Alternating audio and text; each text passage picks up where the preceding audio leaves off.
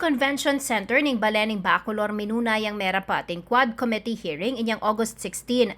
Kaya bekaneni in Committee on Dangerous Drugs, Public Order and Safety, Human Rights at Public Accounts. May buuyaying Quadcom pauli na ning posibleng koneksyon da kano ring illegal drug trade. Ang poring illegal na Philippine Offshore Gaming Operators o POGO. Ame nga tukal kim Pampanga at Tarlac kameging pugad na naman ding miyaliwang krimen. Agpangkaring pamuntok da ring may sabing komite, gewara yung public hearing king Pampanga paulining may yakit lading bilyong peso sa alaga ning Shabu king Mexico at Mabalacat, pati na naman ning inaos da nga Mega Pogo Hub king Porac. Kaya kalan mo naman kanu karing resource person na inimbitara gagawan tang sangka ning manibatan lapa Pampanga inya ela makatagun. Pero para kang Senior Deputy Speaker at Pampanga 3rd District Representative Aurelio Dong Gonzales Jr. at inyang mas malalam na mensaheng buring pawagaing kamera nung bakit king Bacolor dagewa ing mumunang public hearing. King kayang welcome remarks, dinakin ng Gonzales ing delanan daring taga Bacolod Banwang 1991, abinayo king bedaring tawo. Sumagid na ning trahedya, may ngibabo ing tetaganda ring memalen ameging sangkana ning pamagbangon dang pasibayo. Binggit na lang naman Gonzales ding meging ambag na king rehabilitasyon ning Balen, kalupa na ning pangatatag ning Bacolor Rehabilitation Council at progreso king Don Honoria Ventura State University o DAVSU. Most of the probably remember that Bacolor during the devastating eruption of Mount Pinatubo in 1991, this town kung saan po tayo nakaupo ngayon, ito yung bubong ng mga bahay. Ground zero po itong buong Bacolor na to. But because of resiliency, we are warriors na ibalik po natin ang bayan ng Bacolor. Ladies and gentlemen, the Bacolor you see today is made from the blood, sweat, tears and dreams of every anak ng Bacolod.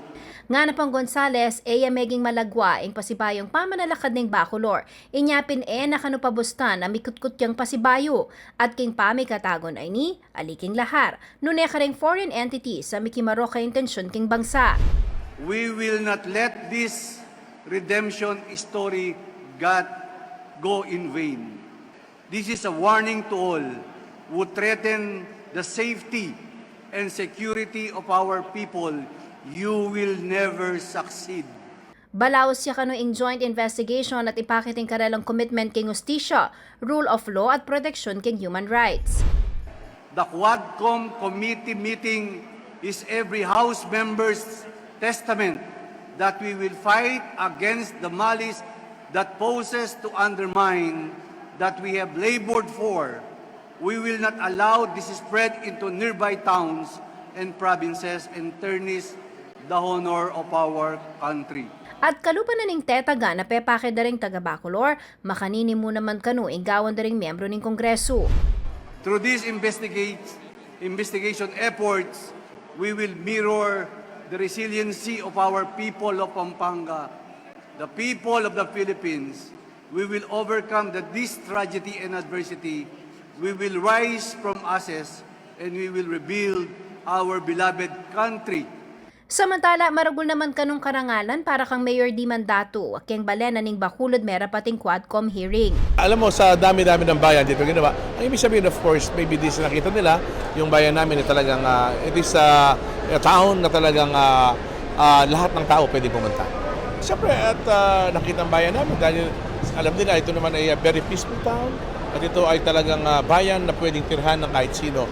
Dito po sa bayan ng Bacolor, tahimik po ang buhay. Ako yung kaya kayong talasuyo, Jennifer Salenga, ating pusong makabalan.